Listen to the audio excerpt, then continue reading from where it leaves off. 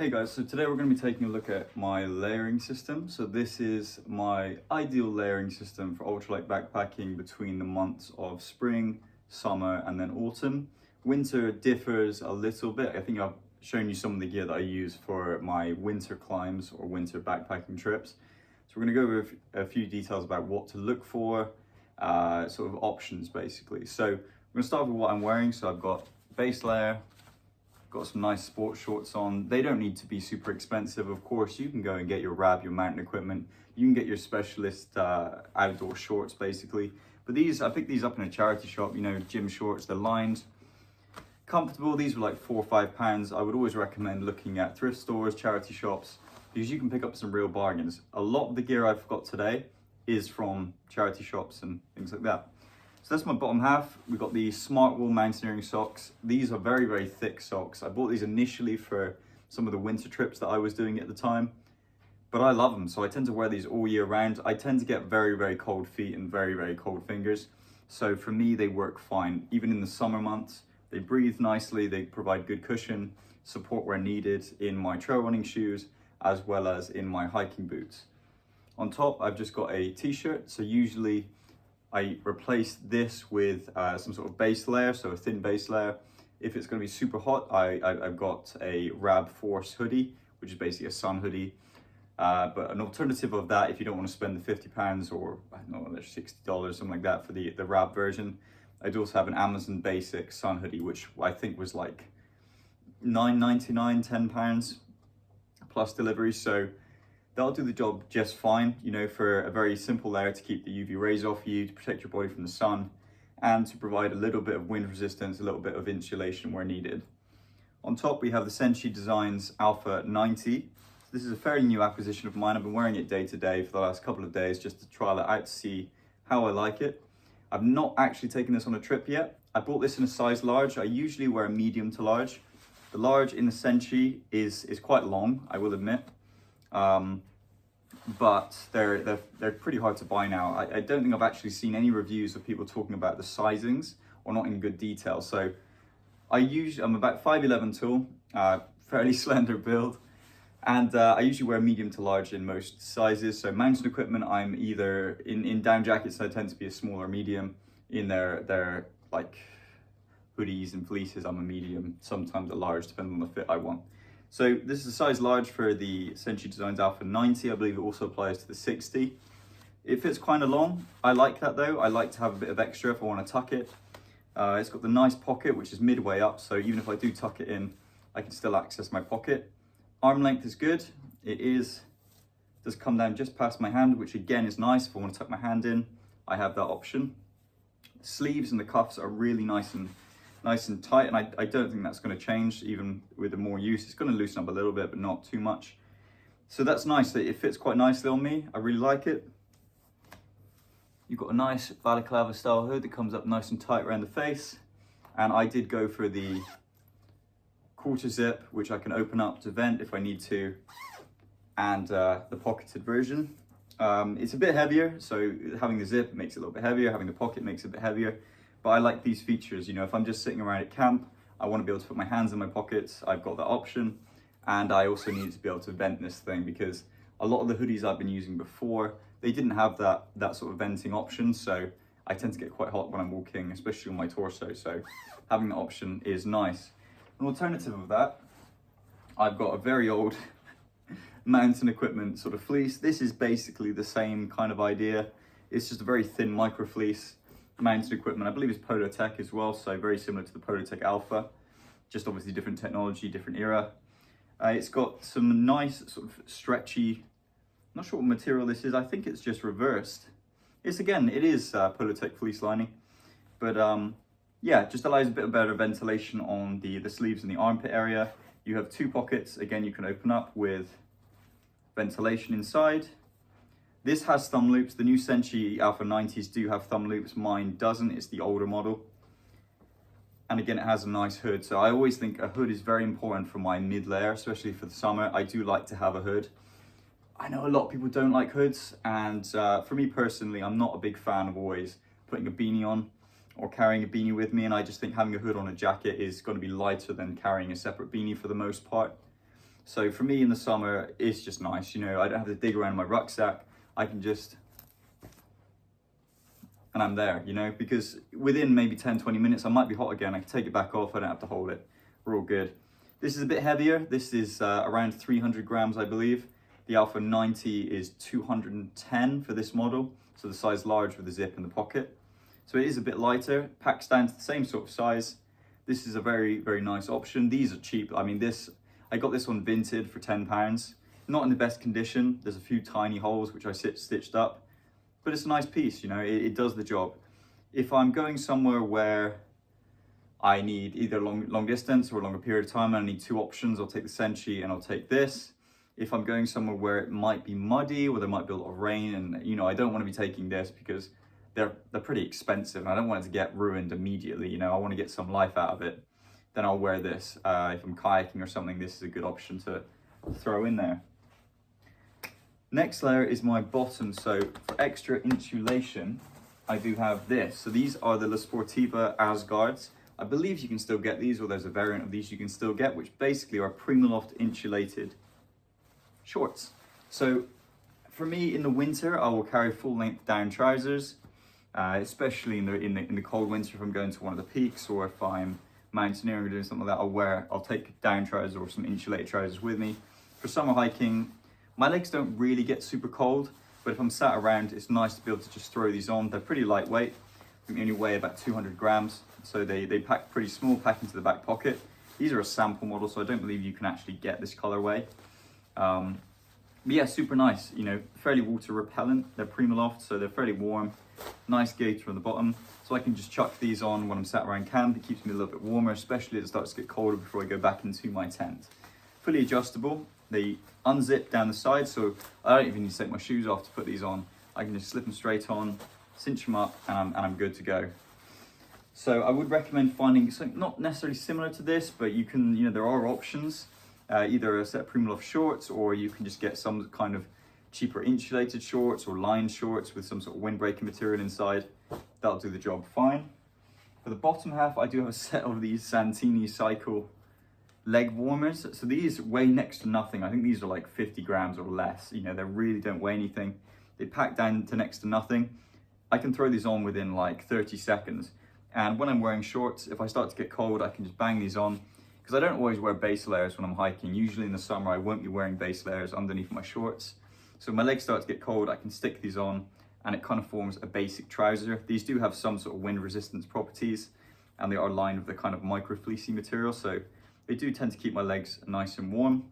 Again, when I'm sat around at camp doing my cooking, putting tents up and things, I can stick these on to trap some of that heat. So as it cools down a little bit, I don't have to worry so much about that.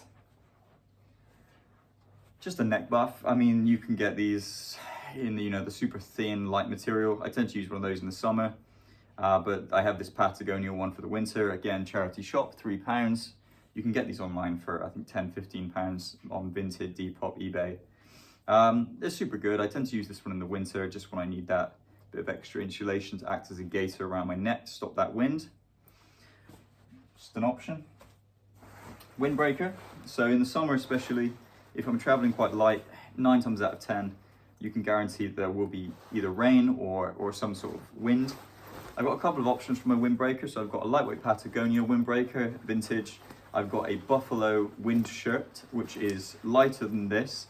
However, it doesn't have all the features that I tend to like from a windbreaker. This is a vintage one, another vintage piece by Sierra Designs. This folds away into its pocket, has a little belt so I can strap this to my front if I'm just out on a walk. It has 2 nice access points here. You can vent, it's got pit zips up the side, a nice hood on there.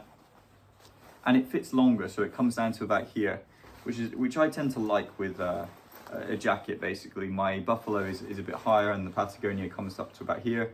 Sierra Designs comes down a bit further with a cinch in the middle. It's a bit heavier, I will admit. This is a bit of a heavier piece of gear, but for the most part, you know, I like to have this, especially for man on a day walk or something. It's just nice to have. Not always super essential on a long distance backpacking trip, just because we do have other options, which I'll show you now. So, Ultralight community, you probably know about this. This is the Frog Togs Ultralight rain suit. They come in a little pouch like this. These are £10 here in the UK. You can go on eBay, you can buy the set for £10, any size pretty much. I have a medium and I have a small. They do tend to fit quite large. So if I'm going sort of towards the end of the year, autumn time, late autumn, maybe early spring, I will probably be using the medium just because I can get a larger layer underneath. However, I can still get my down jacket underneath this one. So let's pop this on for you. Super, super basic piece of gear. I mean, these things rip super easy, so you have to be kind of careful with them. But they don't fit too bad. I mean, this is the smallest size they do as far as I'm aware in the men's. Just fits like a basic rain jacket. There you go. Just elasticated cuffs, no adjustability, no elasticated waist, no pockets. Just a basic zip with some draw cords for the hood. But I like this, you know, this can act as a windbreaker. That's why I do take a separate windbreaker, however, especially if I'm not too concerned about the weight limit or the weight I'm carrying, because that thing is a hell of a lot more resistant to wear than this ever will be. This can get caught on bushes, it can get skagged, it can get snagged on thorns and things, and it will tear a hole. On the plus side, you can repair it with just any sort of tape, to be honest, duct tape, parcel tape. You know, I always carry duct tape with me just in case. And you can just patch this thing straight up and you're as good as new, basically. But yeah, super cheap. Highly, highly recommend this. Weighs next to nothing. The whole set, so the jacket and the pants, under 200 grams, if I remember rightly. I don't carry it in this usually, and I don't take the pants with me. The pants, I don't know, I just don't get along with them. But as an alternative, I do take this. So this is a 3FUL gear rain kilt. Actually, I think this one's branded Bluefield, but it's the same. It's the exact same thing. So this is a sil nylon rain skirt, packs down to next to nothing, weighs about 80 grams if I remember rightly. Super basic. Obviously, I'd put this on underneath the frog togs usually. But basically, I can just stick it on. And then you've got a little buckle here, which you can clip in. And then usually I'd wear it like this, so I drape the opening over to one side, so I've got freedom of movement, it doesn't restrict me at all. And if I've got the wind pushing, it tends to stay in place for the most part.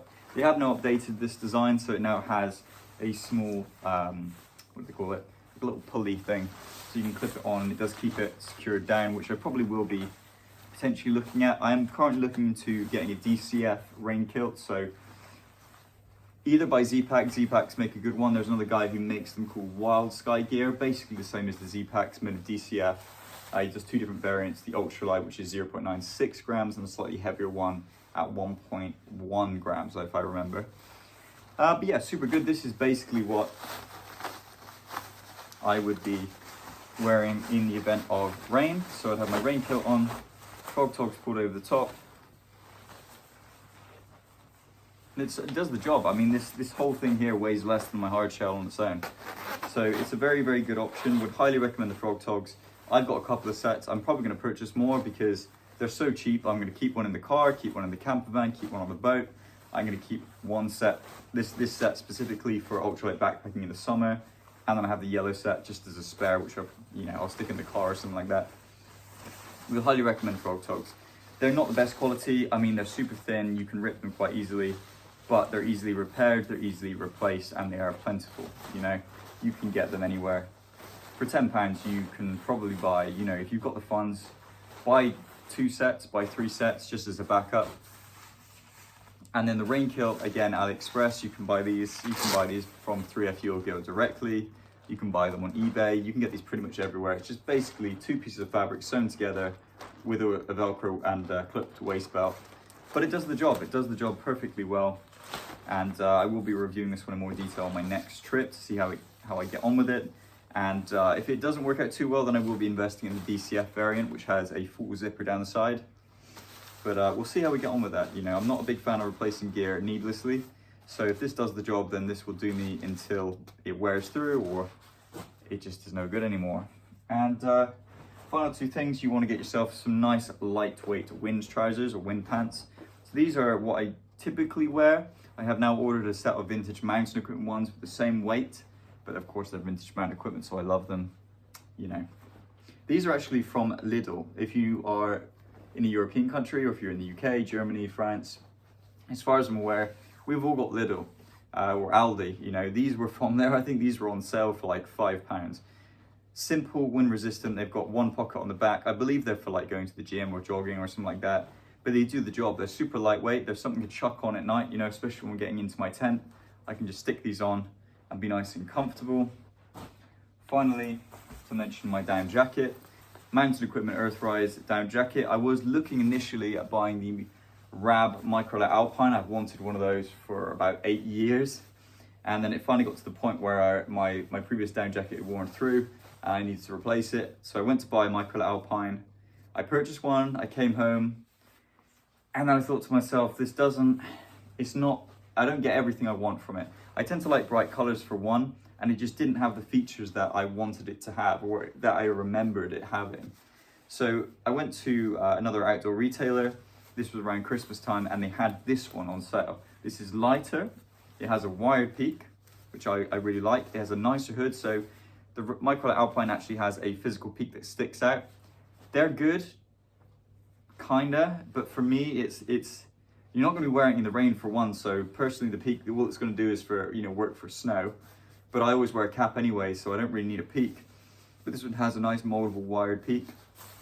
It doesn't have a stuff sack because the pocket is the stuff sack. You can roll it inside its pocket. Sorry. Roll inside its pocket. It's actually slightly lighter. It has a better fill power, and it's mountain equipment, so of course I prefer it. But yeah, this is a really nice alternative to the Microlight Alpine. A very, very nice warm jacket. I've been wearing this for most of the winter. When I purchased this, I did also purchase the light line with it. I've got a couple of mountain equipment Annapurnas, which I use when I go to Norway, or if I'll go to Greenland or anywhere like that. So if I go on a bigger, colder hike or trip, then I'll take the Annapurna, possibly the light line, just depends on the conditions and time of year. But for the most part in the UK, this will do its job. Now, as you probably know, if you're in the UK, we do get a lot of rain, and down jackets are not too good in the rain. Of course, this is hydrophobic down. It has a DWR water treatment on the outer shell. However, I will not be taking this if there's any chance of heavy rain, or if I am going into a trip knowing that the weather's going to be inclement. I won't be taking this. I will be replacing this with a Primaloft version, or maybe like a North Face Thermoball.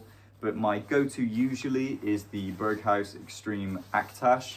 Quite an old jacket. I think it's probably from the 90s, possibly the late 80s. I think it's the 90s though. It doesn't have a hood, but you know, it's not going to be perfect, but it does the job. It's roughly the same weight, packs down slightly bigger than this one, but if it gets wet, it's going to keep me insulated. So I hope you found this video useful, guys. I've got a few deliveries on the way this week. So I've got a few pieces of gear. So I've got a Rab Force hoodie. I've got a Mountain Hardware beanie that's on its way. We've got some wind trousers by Mountain Equipment, and there's a few other things, Fjall Raven gaiters, Cascade Ultralight table. That's a weird piece of gear I didn't think I'll be purchasing. Then I saw one for a good price, and I thought, well, we'll give it a go. We'll see how it works. So that's on its way. Got some new base layers, some Patagonia base layers, which I will be reviewing. And yeah, I hope you find this useful. That's a basic idea of what you should be looking to take, especially if you're going backpacking in the UK through the summer, winter, and maybe early autumn months. So take care, and please like, comment, rate, and subscribe if you've got nothing better to do, and enjoy yourselves.